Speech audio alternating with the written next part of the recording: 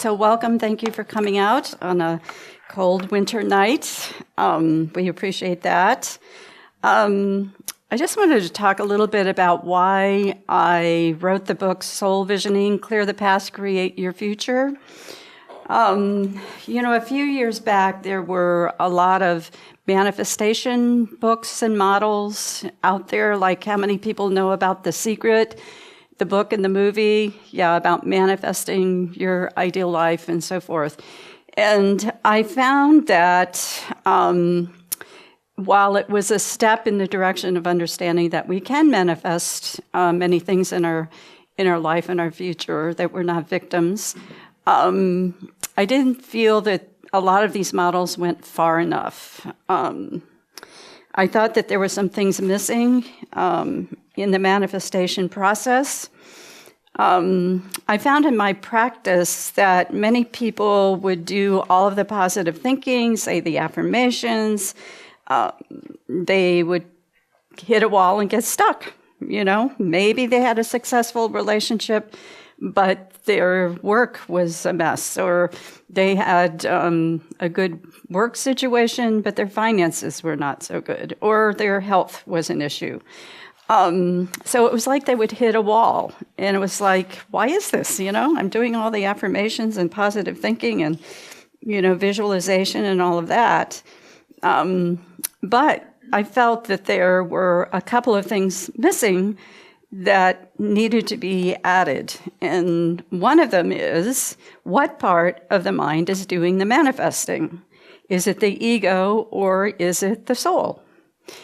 The ego can manifest all kinds of material things, but not necessarily happiness and peace of mind. It's looking for an external solution for an internal problem. So you want to really be coming from a place of wholeness, connection with the divine, that state of well-being that comes from an inner abundance, rather than seeking externally to fill up an emptiness. So it's very important to have the soul in charge of the manifestation process. The second thing that I felt was missing from a lot of these models is 95% of the mind is unconscious. So we have a repository of unconscious memory, cellular memory.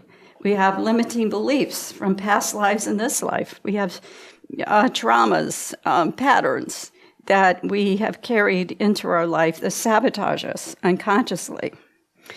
Some of those limiting beliefs are, no matter what you do, it's not good enough. Life is a struggle. You're guilty. You're sinful. Think of some others. What are some other limiting beliefs that we carry? No pain, no gain. Yeah. No pain, no gain. That's a good one. So how do we heal the unconscious mind? How do we connect with our soul? How do we align our personality with our soul in this process? Well, the good news is that we have a lot of new methods for clearing unconscious blocks that help us to reprogram some of these barriers.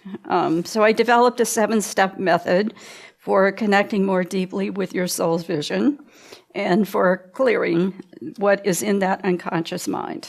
It's like the virus in the software of the subconscious. Just saying affirmations alone is like putting deodorant on a garbage pile.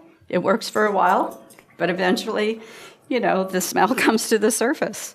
So we need to not be afraid to look at our shadow, the parts of ourselves that we have split off and denied and swept under the rug that we don't like to look at, the shameful parts. So when we look with compassion at that unfinished business in the disowned parts, it allows us to be able to reprogram it and heal it. But if it's out of sight, out of mind, swept under the rug, you don't have an opportunity to shift out of that.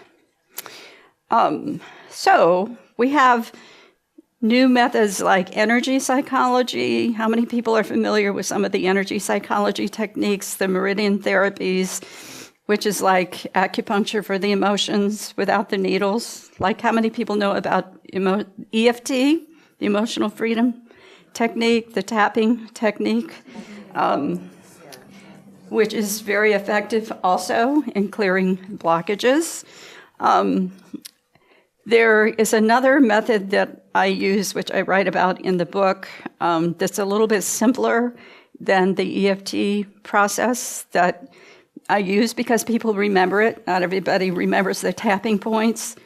And it's called the WE method, Whole Health Effortlessly, Easily.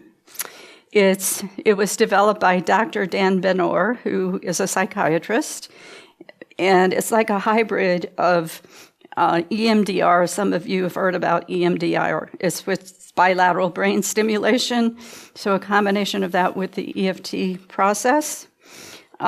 So what it does is shift from the amygdala primitive part of the brain, which is the fight, flight, or freeze part of the brain, into the higher cortical centers of the brain to have a whole brain response.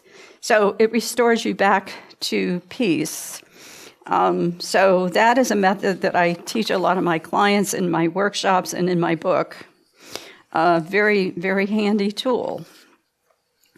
Also, past life regression is another process that is very useful, so that when people have tried a lot of other things and they feel stuck, sometimes the root of the issue is in a past life. So sometimes it's helpful to do the regression process. And I will give you an example in my own life of where this has been very, very helpful, this process, soul visioning process. My soul gave me an assignment in this lifetime to write a book. That is the last thing in the world I ever wanted to do. I was in my little office and I was doing psychotherapy with clients and very happy with what I was doing. But it's like the hounds of heaven. It's like when your soul contract comes up, it's like this sense of a mission that you need to do. But there was that part of me that says, no way, Jose, am I ever going to do this? So I had to get to the root of what was holding me back. Because it was terror. It wasn't just a little resistance. It was abject terror. Because when you write a book, you've got to be public. You've got to be visible, have a platform. You've got to be out there. Well, my subconscious mind said, that is not safe. That is dangerous. You are not going to do this. Totally irrational. It's like, where's this coming from? So I knew I had to get to the root of it. Well, some of it was childhood programming, like a lot of writers have. Who are you to write? You know, who's going to read it? Worthiness issues. But it was much deeper than that. So I had somebody do a past life regression on me. And I said, go to the root of this fear of moving forward and fulfilling my soul's contract. Well, it took me to a past lifetime. And I was a nun, and it was during the Inquisition, and they accused me of being a heretic. And they said, if you go into silence, we'll spare your life. Well, I was young and naive, and I stood up and I said, the truth cannot be silenced. Yes, it can. Burn me at the stake. Well, that imprinted a tremendous fear of speaking out, speaking about these subjects. So, in the wisdom of my soul, it gave me the assignment of writing because it forces me to address those blockages. So when I did the regression, I was able to forgive the Catholic Church for killing me, forgive myself for playing the martyr role. You know, I thought it was very honorable to be the suffering servant, very Catholic. And to release some of that trauma. Now, a lot of people are carrying this kind of pattern. Many healers, intuitive, spiritual teachers, you know, have blockages and resistances from past lifetimes, from persecution. So it is an extremely important thing to, I think, add to your process of clearing.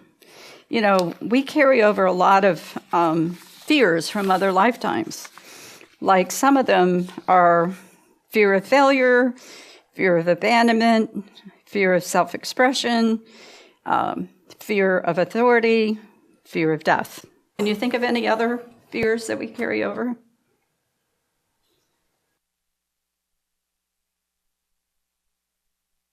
What?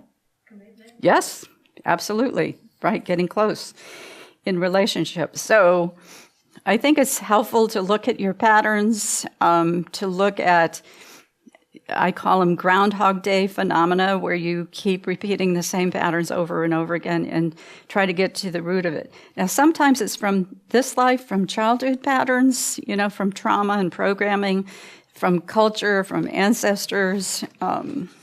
So it's unloading the trunk of junk so that we can align our personality with our soul and allow our soul to fully express through us and fulfill our life purpose. So the more you clear the beliefs, the more you're going to be in touch with your authentic self, your intuition, your higher self. And then blockages start falling away, synchronicities start happening. It's like you're in the right place at the right time with the right people. So that's what happened to me. It started opening up. Doors started opening. It was like I had a publisher come to me and say, make us the first publisher you contact. We're interested in your book. How often does that happen? Oh, my goodness. And it was like that. It was just one door after another started opening up. Also, cleared out some of my relationship issues and blockages, and that opened the door to be with my soulmate. Let go the unworthiness issue that I do deserve to be happy and do deserve a good relationship. So I encourage you to take a look at, your own blockages, your own patterns. Where are you holding yourself back? So part of the soul visioning process is identifying your soul ideals that you want to guide your life. Part of it is answering the question, if I could wake up tomorrow and have my life be just the way I want it, in my work, my relationships, my health, my finances, my spirituality, what would I be doing and feeling under the guidance of my soul? So I encourage people to start writing that down. Get quiet, tune in. And some people, their relationships are going well. That's not their issue. That's not their blockages. Some people, it's the finances. They're held back in finances. Some people, it's in their work or fulfilling their life purpose, or feeling disconnected with the divine. So I encourage you to really do a self-assessment of where do you feel you're not fulfilling your highest potentials? Where are you holding yourself back, either consciously or unconsciously? And start working in reprogramming and reprocessing this. So I want you to take just a minute or two to think about that. What area of your life do you want to move forward and fulfill your highest potentials? Maybe think of one or two areas where you feel like you just are not as fulfilled as you need to be. Just take a moment to think about that. And what would that look and feel like if you stepped into your ideal future under the guidance of your soul and you were fulfilling those highest potentials in that ideal future? What would that look and feel like? Now, I do a guided process. We don't have time to do this today, a soul-guided journey into your future under the guidance of your soul to immerse yourself in that high vibration energy, that high consciousness energy, because that opens up the channels. That expands your sense of connection to the divine, and you step out of limitation. So that is a very, very powerful process. And then when you're in that altered state, I ask the question, any part of you holding back or saying no to any part of this process? And that's when a lot of these resistances start to come up. Yeah, right, that'll never happen, right? All those things, those blockages, like life is a struggle, Happiness doesn't last, whatever it is. So I would encourage you to think about, where are your limiting beliefs? Now, in my book, I have a list of universal limiting beliefs that many people carry. So that can be a guideline for you also. But a lot of this can come from your own subconscious mind by looking at your patterns in your life. What are the repeating patterns where you get stuck and keep making the same kinds of mistakes? So then once you get some of that identified, then you can do some of these other processes to clear it, like the meridian therapies, the energy psychology, the hypnotherapy, the past life regression process.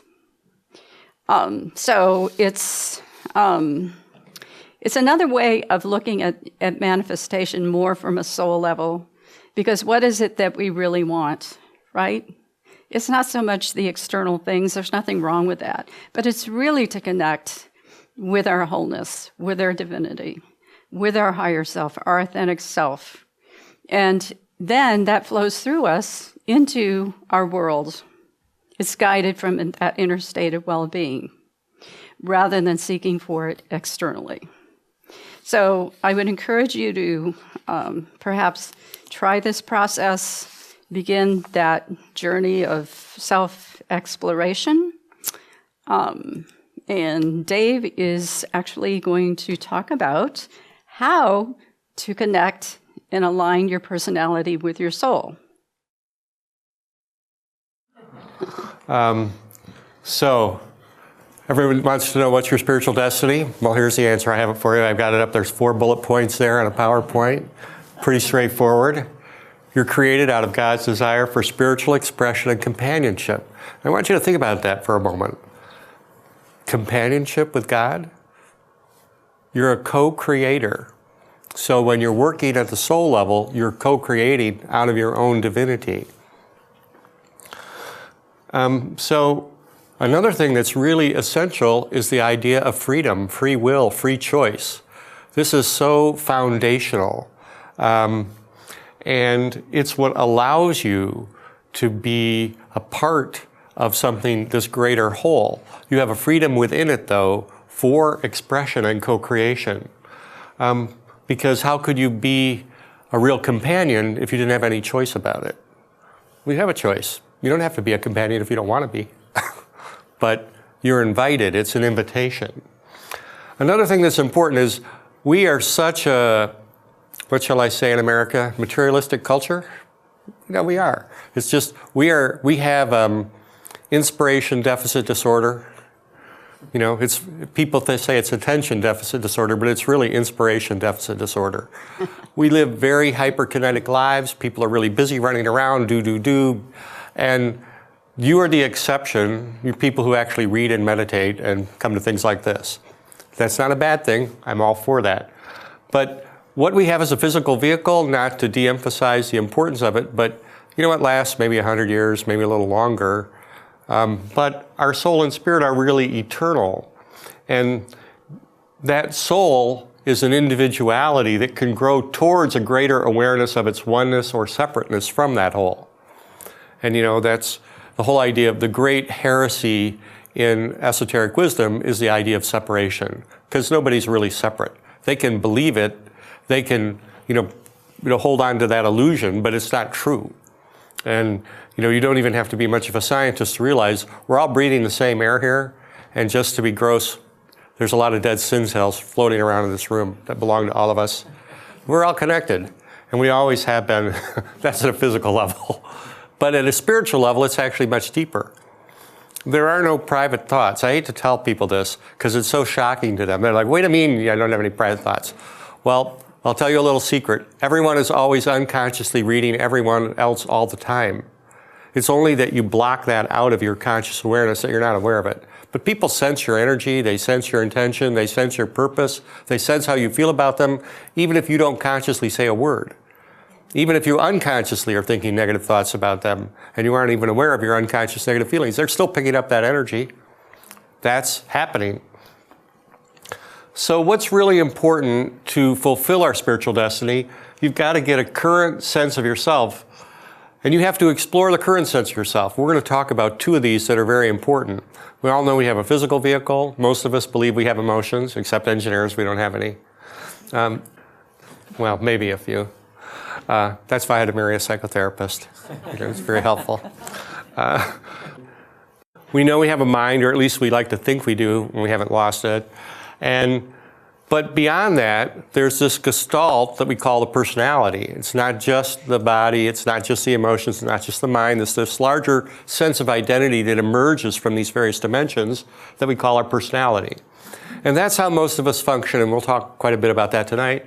But what about the soul? And I'll just tell a quick little story here. So I've given you these various dimensions of identity.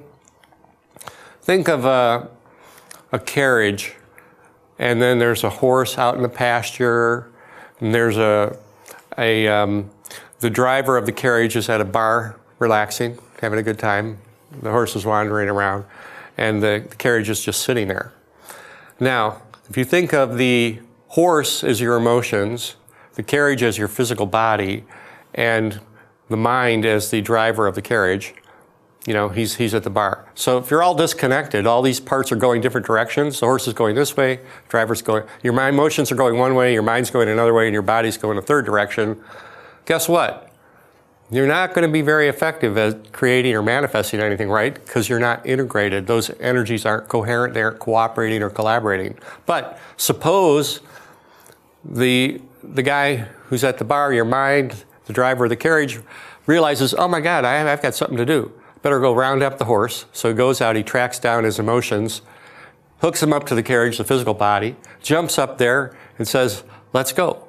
But then, what's the point of a carriage? Why not just get on a horse and ride? You know, you could do that. You don't need a carriage, an empty carriage. What's the point of an empty carriage? Well, the thing is, who should be in the carriage is the soul. The soul is who should be telling the driver where to go. That's the part, and we lose sight of that in our culture so often. We're just, what do you think, what do you feel? That's what I ask people. But of course, if you're me, you ask people, what's your soul ray, and what's your current incarnational mission, and how does it relate to your last 5 past lives, and what have you got planned for your next few? You know, but I'm funny that way. But, you know, I like to have conversations like that. So, why do I have that perspective? Because I'm coming from the perspective of the soul, where life is continuous through multiple incarnations. People ask me, how do you know?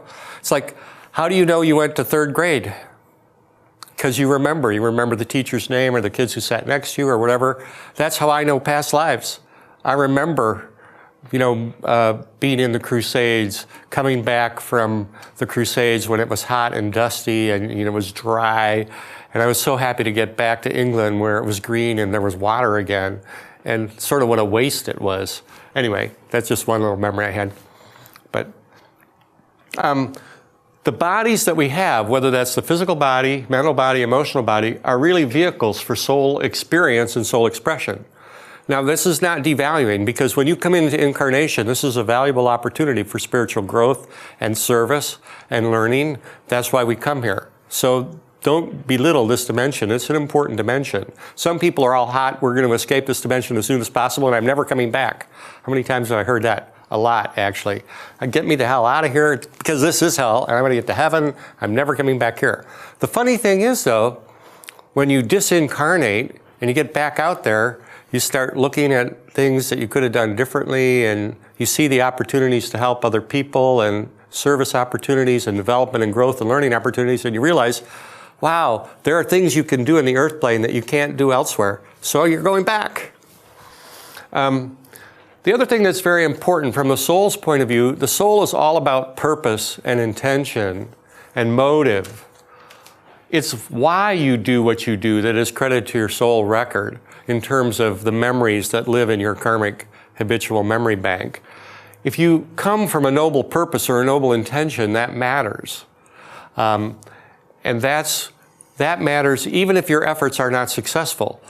But you were actually doing things for the right reason and trying to be of help, trying to be a source of blessing and enlightenment. The other thing that's a little tricky about soul purpose, this is an instant quiz. People come to me and they say, can you tell me my soul purpose? And I can give you some input and suggestions and You can go to Susan and do some experiential things and maybe get a deeper sense of it. But my experience is it tends to be an ongoing process of revelation. It's like pieces of a puzzle falling into place as you go through life. And you know, people look and they say, you weren't really leading groups 50 years ago. Well, actually I was. I started when I was, 14. But the thing is, I didn't know everything then and I don't know everything now. It's an ongoing process of revelation and learning about the soul. So, one thing that's important to think about is context. Susan mentioned past life regression. All of us here probably have a background of many as previous lifetimes. Not all of them are equally significant to this incarnation, but some of them are tied more directly to this incarnation. This is very important. Your soul purpose is connected to a network of soul missions of people you reincarnated with now. In other words, there are people here who you've been with before. They're significant to you emotionally and spiritually, and you're learning things together, or maybe you're working on missions together. I'll just give you one little example. So, I was born, and a guy was born a block away from me. His mother and my mother had the same birth date. He was the valedictorian in our high school class, and he went off to MIT. They wouldn't let me in because I sent him my astrology chart and explained why, if you look at it, they really should let me in, but they refused. So I had to go to Northwestern. That was my second string school, and that's where I ended up. And actually, it really worked out well for me because that guy really had to struggle. He was like in the bottom half of his class, at MIT, and I was still in the top 20%, so I was like happy. I made the right choice. But the important thing about this from a soul purpose point of view is this guy and I, we went to Cub Scouts together, Boy Scouts together, we walked to school together, we went to high school together. But one thing that was sort of strange about our relationship was we got along fine, but I didn't feel any strong emotional connection or rapport.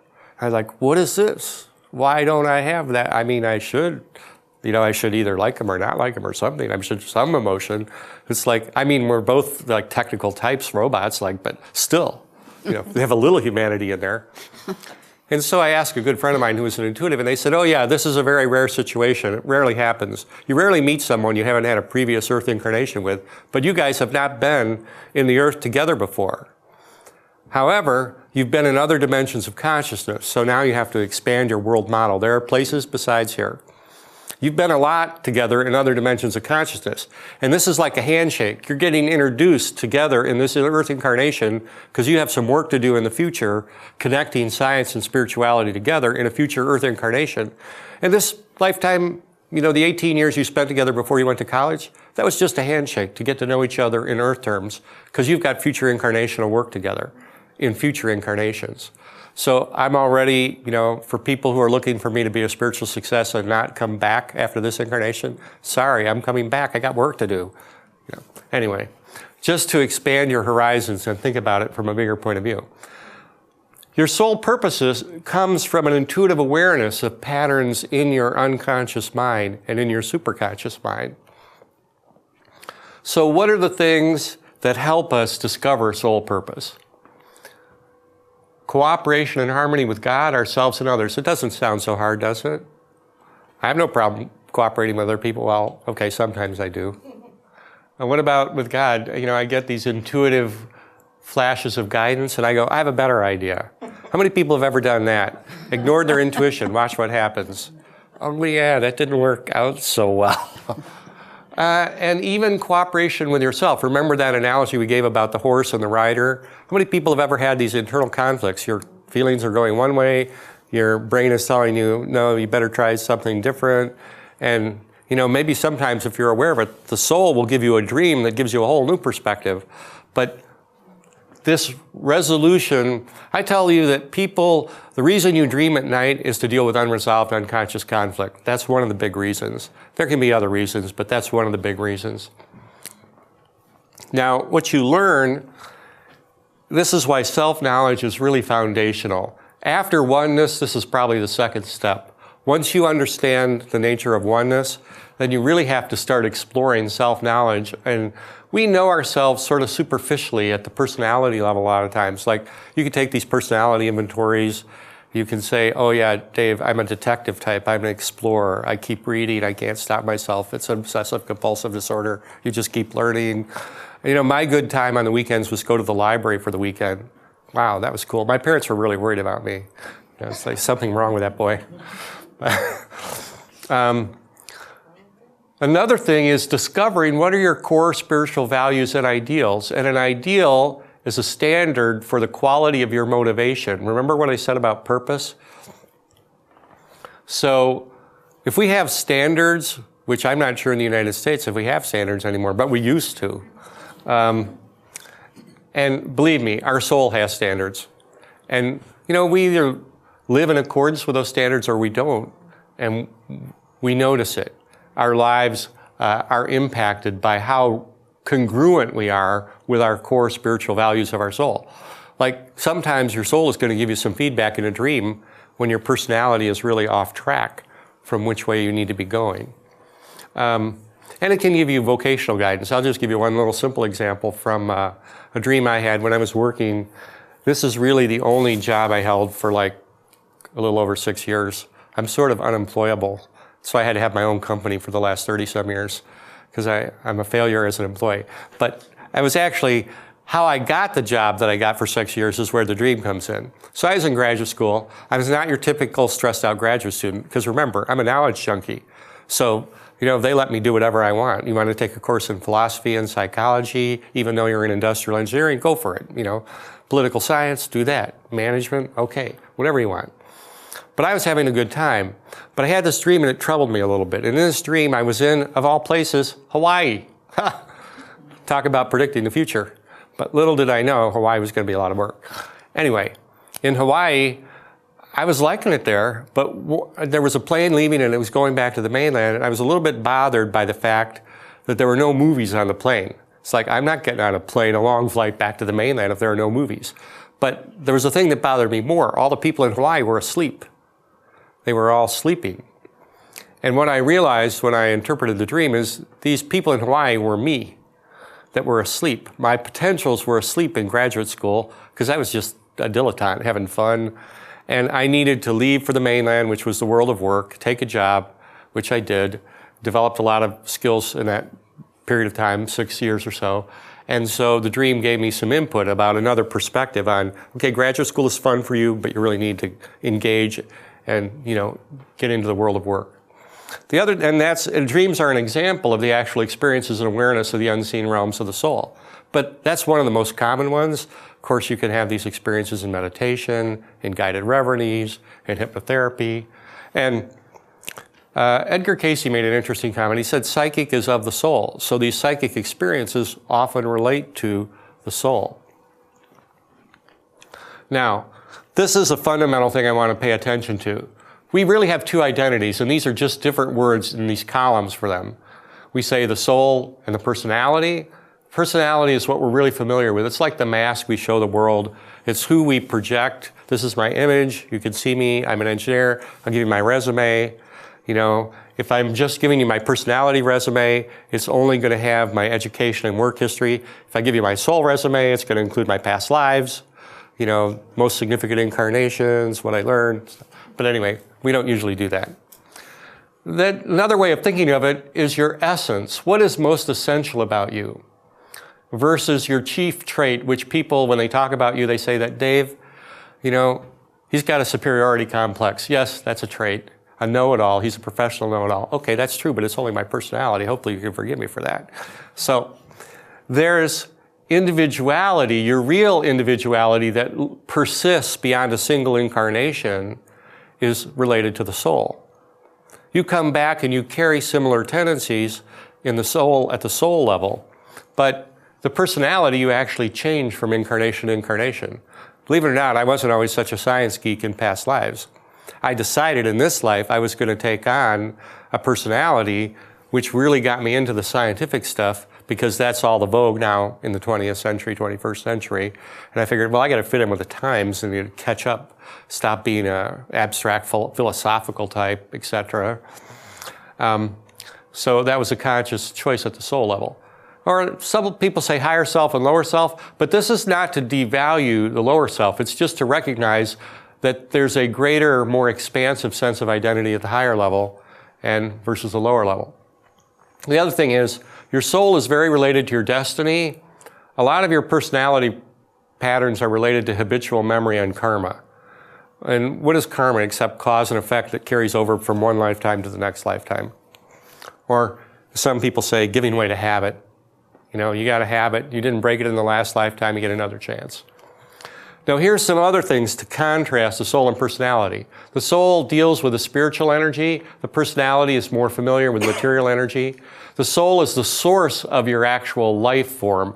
When you die, your soul withdraws its life force from your physical body. That's what happens. You don't die unless your soul leaves. Your soul doesn't leave, you're alive. The personality is more identified with a form, whether that's your physical form or your emotional body or your mental body. The soul is known for being loving, having that quality of energy, whereas personalities are known for being intelligent and, dare I say at times, manipulative. But they get their way, you know, it's something, you got to survive.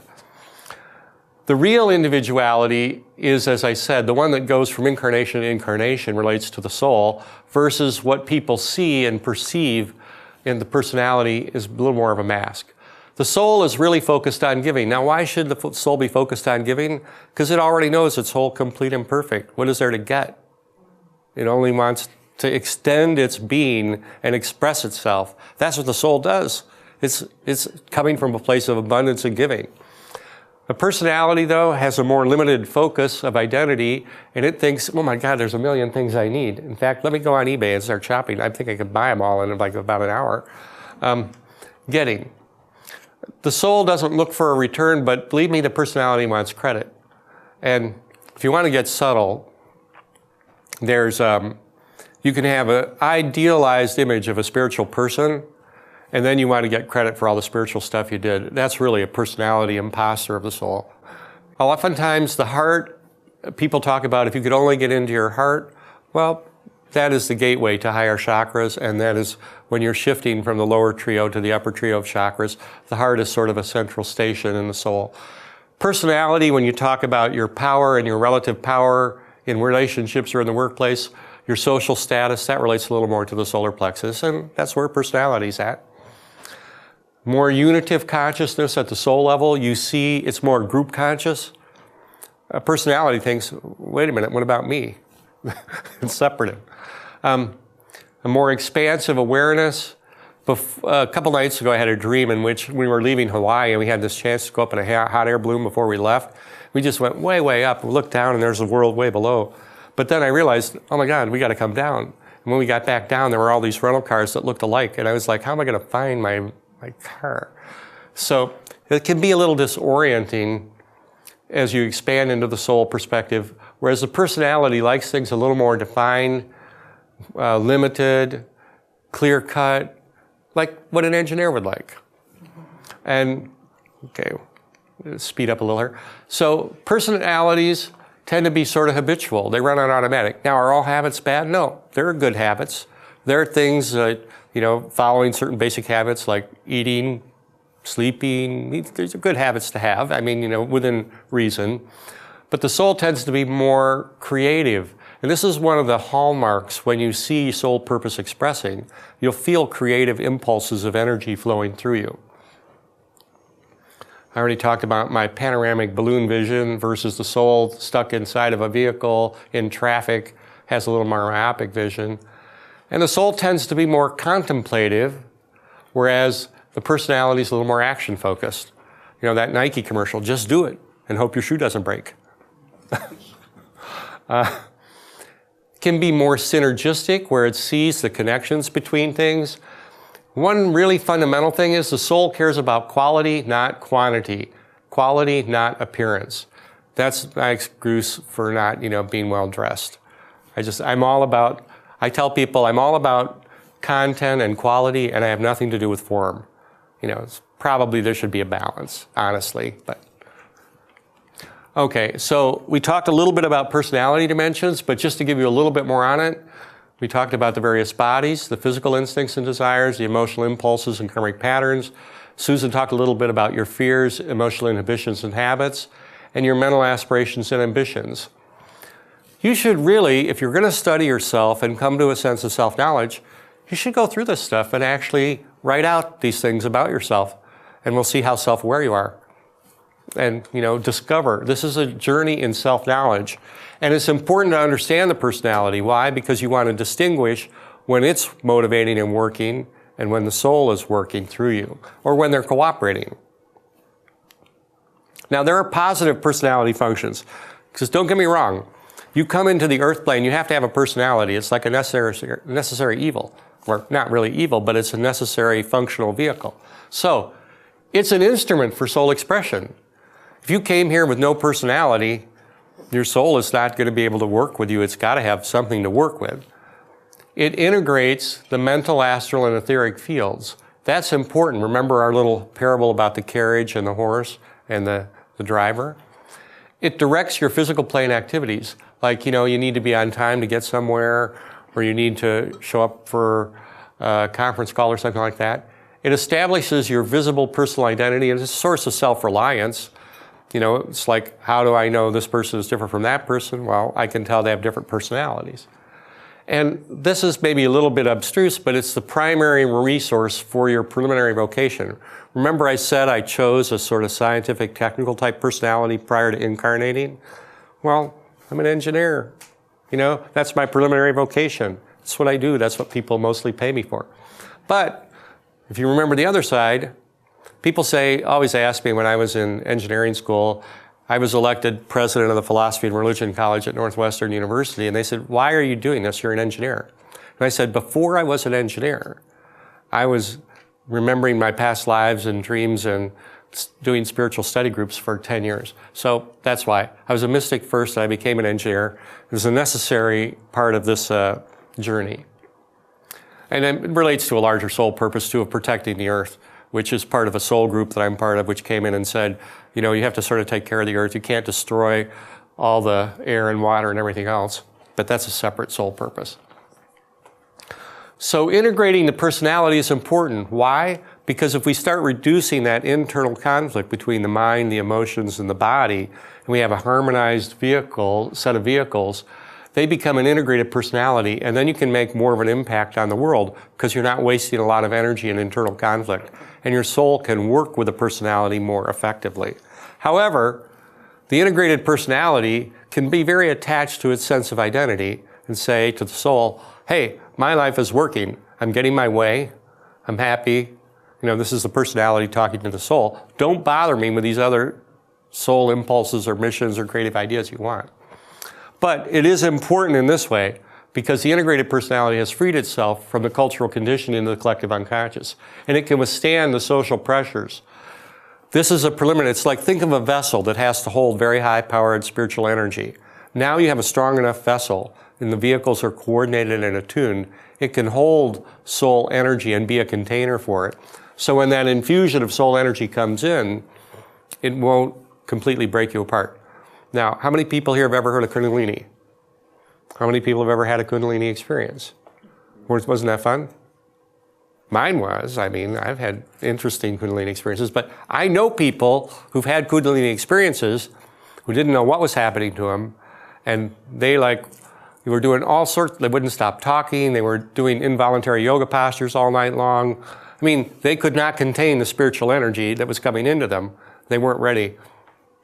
And they had excessively stimulated the Kundalini flow. So I'm serious when I tell you have to be ready for the spiritual energy that comes because it's powerful stuff. Now, what are some clues if you want to go prospecting to try to discover some of your hidden soul purpose? One thing you want to take a look at, and Susan alluded to this quite a bit in her segment, is let go of the unconscious fears that block your soul expression. Believe me, this is probably one of the most important things you can do because a lot of the soul wants to express love, and what is not love is fear, pretty much. So if you can figure out what those are and let go of them, your soul will come into expression much more nicely. You need to pay attention to the unconscious using dreams or meditation. You got to get over inspiration deficit disorder. You got to make time for it.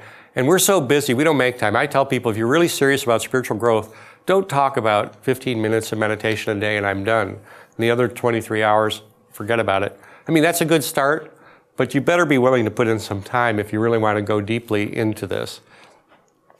Try new activities to explore your potentials. Now, this is what I always love. Find the gifts in your, hidden gifts in your faults. People say, I'm really struggling with this one trait or to transform. I've got to work with it, but it can be a clue to a gift that you have. And also understand on the other side how your familiar strengths can be obstacles. Like it's overusing a muscle. I'm really good at this, so I'm going to keep doing this and doing this, but then you don't become whole. You get muscle imbalance. You need to develop balance in the compensating side of things. What are some blocks to soul awareness? Well, I hate to tell you this, but our society is not great at avoiding childhood conditioning for conformity to social norms. That's what school is about. You go to school, and they're like, hey, turn in your papers on time, show up on time, do what authority tells you to do, and don't argue with me. And maybe there's some useful socialization there. Don't hit the other children and things like that. But honestly, there's a lot of conformity conditioning and a lack of creativity. Now, there are alternative schools like Waldorf and so on that have more creative curriculums, but many are basically train children away from their spiritual inclinations. Also, I hate to say this, especially it breaks my heart as an engineer, but technology makes us lazy in using our will. I just want to push a button. I want everything to happen. I don't want to have to actually make any effort myself. That can be a problem because you need to move your limbs to develop the will function. So that's why exercise is important. Jobs, nobody here fortunately probably has one of these, but some people have jobs that are mind-numbing routines. They don't engage their creative capacity. So what do you expect? You're not inviting it, you're not invoking your creativity, you're not trying to rely on your soul energy. It's not going to come if you're just going to rely on the personality level of energy. And if you're constantly busy with endless obligations, guess what? Who has time for the soul? You'll be squeezed out because you didn't allow it the space it needed to emerge. Some negative personality functions that can stand in the way of the soul it identifies with a limited response to your soul vision. So you get this overwhelming soul vision, and your personality says, but, I can't do this, I'm afraid of that, maybe I could try a little bit. I can tell you the number of spiritual teachers that I've talked to who said, well, I had to wait 20 years to develop my confidence or get over my fear, and then I could finally do my spiritual mission. Very common. Habits can limit your growth, even though some habits are constructive, but if you can't get out of a habit, it can be destructive at times. And, you know, the personality just loves attention. I'm a Leo, so I know all about that. You know, it can be ambitious and have its own agenda. What can be, when you have personality versus soul and you're trying to distinguish one influence from the other, the problem with a personality approach to manifestation or creativity is that it leads to an isolated sense of identity in which you say, I did it. My experience is, I want all the credit. Did I get what I wanted? Maybe you should give me the credit. This can be a problem. I'm not saying the personality will always do this, but it can do this, and it can get in the way of the soul. The soul will, this is an interesting little tidbit for you. This is courtesy of Rudolf Steiner. The will of the soul is your intuition. So you want to know the will of the soul, it's your intuition. You don't go wrong following that. Just like the thinking of the soul is your imagination. The feeling of the soul is your inspiration. But your real will is your intuition, and that's in harmony with the infinite. So what we want to do is allow that to express through the finite, through the personality, through the lower bodies, the mind, and the emotions. It's our soul that fulfilling its co-creative potential, that's the only thing that's going to make you have a sense of joy. Personality can be happy temporarily. I got what I wanted today, I'm happy. Guess what? That happiness with that goal never lasts. But at the soul level, if you're fulfilling your soul purpose, I promise you perennial joy. You will be filled with joy that you cannot imagine if you're living your soul purpose. And it lasts. Believe it or not, it's 8 o'clock. It's time for questions. Thank you. How do you tap into your past experiences? Past lives? Yes. There's actually a lot of different methods you can use. One is, I'll just give you some examples from my own experience. One is you can travel to other countries, and sometimes when you go to a locale where you've lived a previous life, you'll have deja vu, and it may bring back recall. Give you one example. I knew that I had had a lifetime in Scotland as an accountant. I want to say like the 1700s or thereabouts. So we went to Scotland in 1998, and I knew I was in Edinburgh.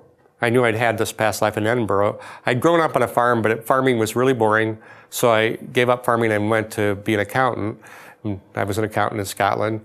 And so we went there to where I'd been before. I knew I'd been there, and we were like, well, all over Edinburgh. Not a thing, not a single feeling, no deja vu, nothing. But on the bus going out of town, we must have drove by the farm where I grew up, because I had a massive deja vu when I went by this bus. We were like 5-10 miles outside of Edinburgh. It's like, holy cow, I'm like remembering. So it can be like that. Reading historical fiction can bring back a memory. I remember reading a book, and this book was about the Essene community. And suddenly I flashed back to a past life in the Essene community. Even watching a movie. That I was telling you earlier about a Crusades memory, being in the Crusades. That memory was stimulated by watching a movie about Robin Hood, the Sean Connery version of Robin Hood. And I saw the scene in the movie, and suddenly I'm flashing back to that past life. So it can happen like that, or you can explore it more directly through a past life regression, which Susan specializes in, has been doing for many, many years. Hypnosis. Yeah, hypnotherapy. And that, I mean, your success rate is what, like 80-90%? It's pretty easy for most people, if they can relax enough to go through a self-induced guided reverie and get into a past life. Dreams can show you past lifetimes. Even, believe it or not, smells can trigger it.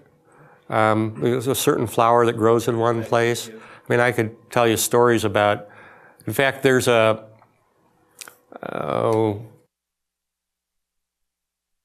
book out called Return of the Revolutionaries by William Semke. I don't know if you've ever seen that book, but he's got a whole website where he did an interesting thing looking up famous people who are known historically who've reincarnated in the present day. And then he tracks all the similarities between what they were like then and what they're like now. And there's a lot of fascinating stories in there. And that's just one of several books that he's been involved in. They even look the same. Pardon? They even have facial you see, features. especially if it's a recent reincarnation, you'll see facial similarities. And there's photos from their old incarnation and this one, and you're like, oh my God, they look so much alike. Well, it's the same soul. There are some differences, and but there's strong similarities. Dreams are a really rich area to explore the unconscious. Susan works with it in her practice, and believe it or not, I have been doing dream groups since I was a teenager. And it's amazing the information you can get through dreams. And, I had a friend who's written several books on dreams. He said, bad dreams are really the best. Why? Because he said they're allowing you to look at things you need to look at, that you're finally willing to look at, that you may need to resolve unconscious conflicts or traumas or memories from the past. And your willingness to allow that to emerge is really a great therapeutic opportunity, because then you can begin to work with it in ways to heal and change and shift. So that's a positive thing. Did you want to say anything about that? Well, I think other clues about past lives are like time periods you're fascinated with, drawn to, or repelled by, medieval, Victorian, Civil War, colonial, World War II. Those kinds of fascinations are there for a reason. Countries that you're drawn to or repelled by, like Dave, for example, you couldn't pay him to go to France because in one of his past lives, he was in prison during one of the revolutions and saw his compatriots guillotined outside of his window or hung. To this day, he cannot wear a necktie around his neck. I love France. I had a happy life there. So those kinds of attractions or repulsions are clues about possible past incarnations, or things you collect, things that fascinate you, that draw you, are also clues. If you are really stuck in a bad habit, such as alcoholism or overeating or whatever negative habit you want to stop, how do you start to give up the limited benefits and break out of the habit? Yeah, I always look for traumas in childhood. How much of it is self-medicating, anesthetizing oneself. And sometimes when you clear some of those childhood memories that are painful, and then we use alcohol to numb that out, it can help to shift out of those patterns. But sometimes it carries over from past lives. There's maybe been, I call it Groundhog Day patterns, where you've had other lifetimes of addictions. And so it tends to keep representing itself if the lesson has not been mastered in other lives. The other thing I would say about it is you don't really break a bad habit. You replace the habit that you don't like with a new habit. And you have to create a different response to the stimuli that is causing you to engage in whatever the bad habit or what you define as bad is. So you have to build a pattern to replace, you basically replace it with a new pattern of response. And you can do that through various methods of training the mind and training the awareness and meditation, working with dreams. All of those things can be helpful at forming new, more constructive, more creative habits. Let me just give you one sort of dramatic story about that. A friend of mine has written several books about visionary experiences and dreams. He was a social worker, and he dealt with abused women who frequently were endangered by their domestic partners. And this was difficult for him. And he started having dreams in which he was pursued by a guy with a knife. And he was scared out of his wits. And he would be running, and always being chased. And this dream was repetitive. And this was not a habit he was enjoying, like having someone chase him with a knife.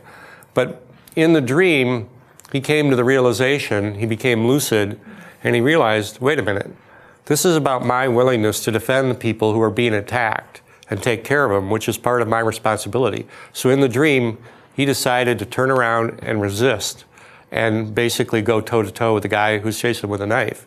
And when he did that, that brought about a big healing in the way he was working with people, and he became more effective at dealing with domestic violence victims. So it was an interesting, switch. And this was him dealing with some fears. So his bad habit was a fear of maybe not being as proactive as he needed to be in some situations. And I know that's a very specific example, but that's one. Anyone else?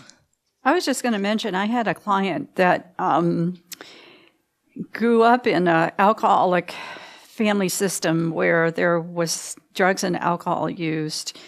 And she kept getting in relationships with alcoholic partners or addictive partners. And she never touched it. She was a very spiritual person.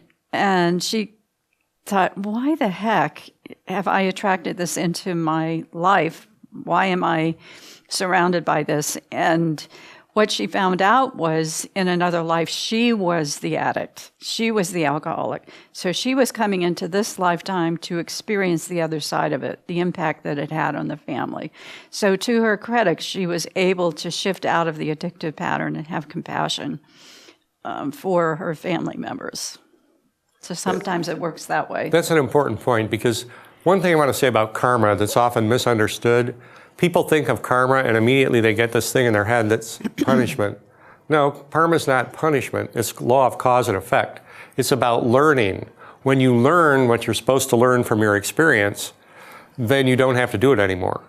You can stop once you've learned. The purpose of karma is the law of cause and effect, is to show you the impact of your choices and the consequences of your actions.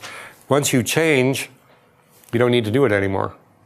So it can be healed. You move from the law of karma, which is, sort of an eye for an eye, a tooth for a tooth, that sort of idea, which casts it in a punishment mode. And it isn't really like that. It's really cause and effect. And when there's no longer a cause because you've changed the cause in your consciousness, then there's no longer the effect either. And I don't use the word karmic debt anymore because it has an implication of punishment. And I use it more as karmic lessons. It's a much more accurate way to think about it.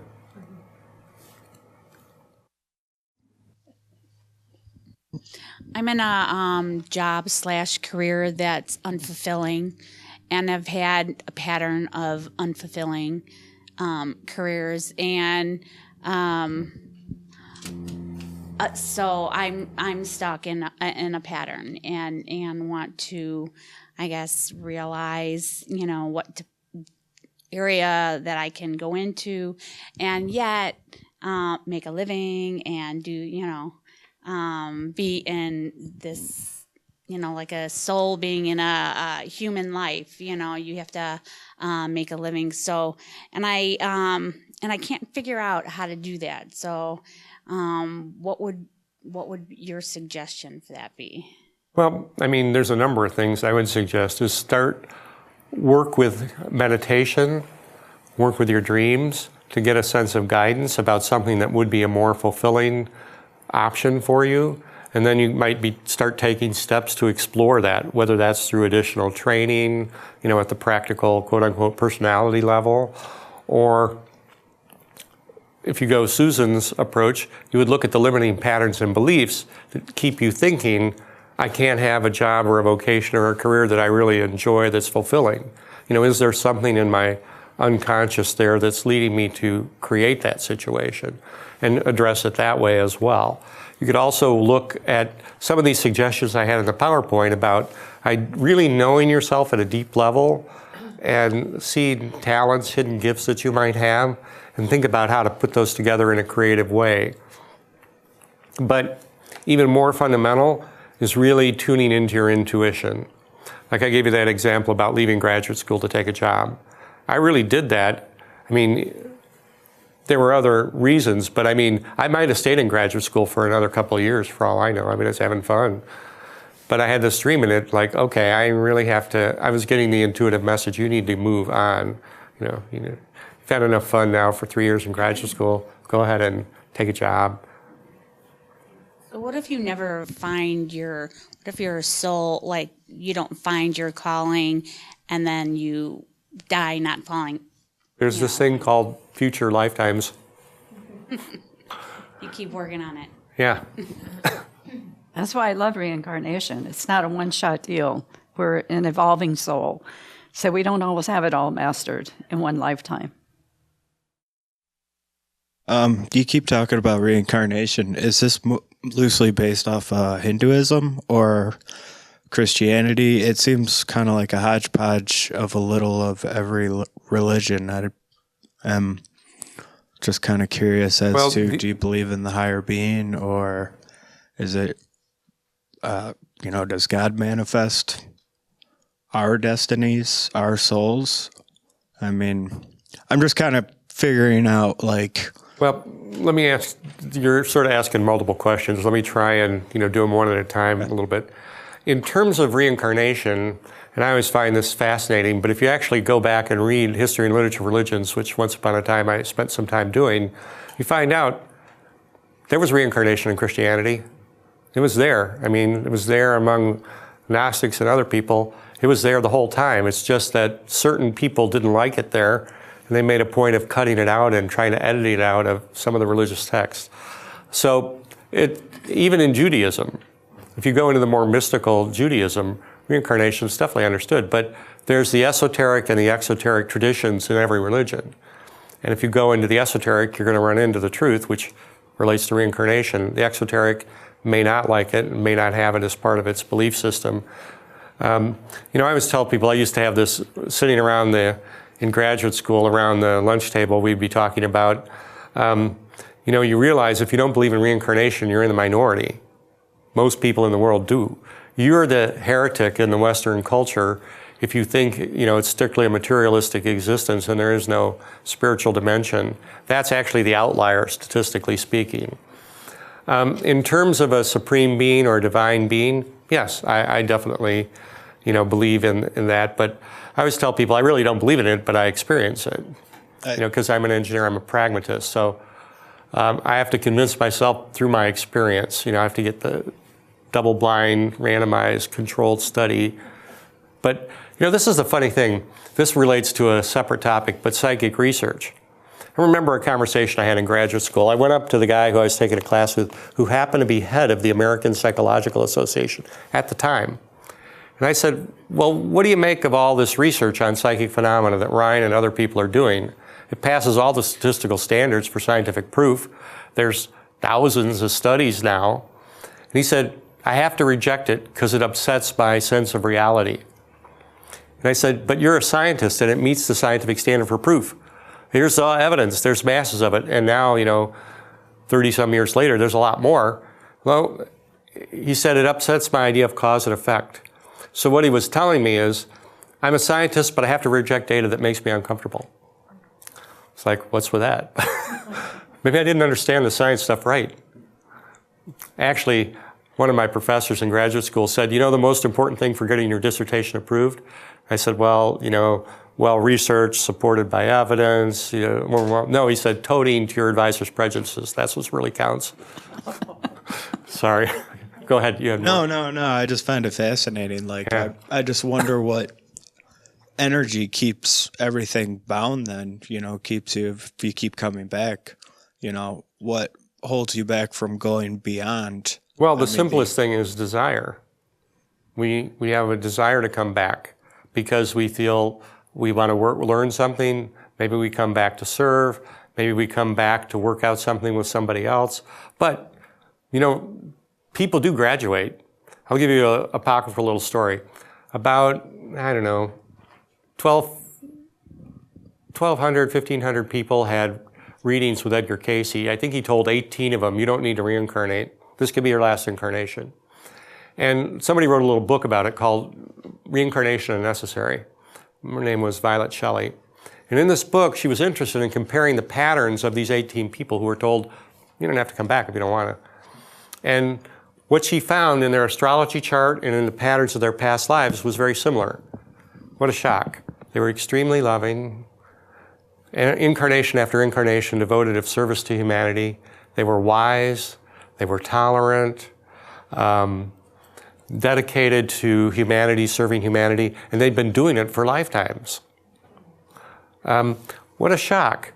Well, they'd done it enough that he said, not that you're perfect, but there's other realms and dimensions of learning that you can move on to and into and continue your growth and evolution and expansion. You don't have to come back unless you want to. Down here, we're on the earth, we think, oh my God, it's so big and complicated here on the earth plane.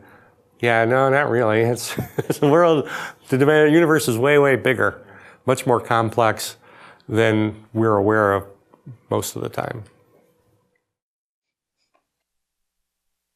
So how does the astrology or astrological chart fit in?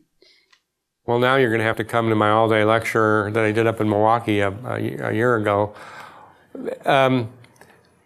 This is where, if you look at the Edgar Cayce readings, and you look at Egyptian mythology, and you look at Indian mythology, you'll see that their belief is that between incarnations, the soul goes to different dimensions of consciousness that are represented by the planets.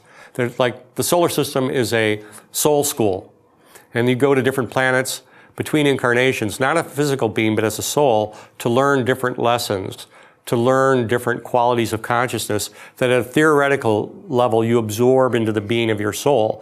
But then you have to come back into Earth, which is like the laboratory, and you have to demonstrate the lived mastery of that quality of consciousness. So if you go to Venus, because you need to work on love and beauty and grace and charm, and you absorb all those qualities into your consciousness as a soul, then you come back into Earth. Maybe you're an artist or a romance writer or something else, but you express those qualities and demonstrate the lived mastery of those qualities. Then if you finish that incarnation, you're successful at demonstrating the expression of those qualities of soul that you've developed and expressed. Maybe you go to a different planet the next time. You go to Jupiter and you learn about wisdom and tolerance and politics and philanthropy. And you develop those qualities, or you absorb those qualities. You come back into the Earth and you do something different. But there's like a cycle of going the rounds where your soul is having experiences in other dimensions of consciousness, coming back into Earth to pass the laboratory section, show that it can really express those soul qualities at a masterful level and way. And If you don't, you can retake the test. You know, if you don't succeed fully at Venus and you just came from Venus and you finish this incarnation, you need a little more Venus, you can go back to Venus and absorb some more of that. And if you really want to read more about this, I encourage you to look at Rudolf Steiner, Edgar Cayce, ancient Indian and Egyptian astrology. People think these ideas are strange and new. No, they're not. They've been around for thousands of years. Most people just never read about them.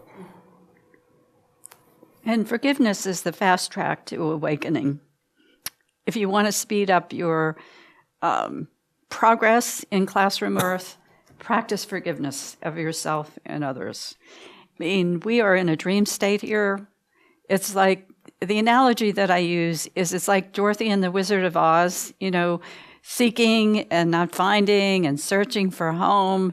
And eventually she wakes up and realizes she never left home. So we're in the process of awakening to the reality of our true home. So here is where we're in various stages of learning and awareness of our true nature. So this classroom earth gives us an opportunity to practice forgiveness that undoes the guilt of the belief in separation.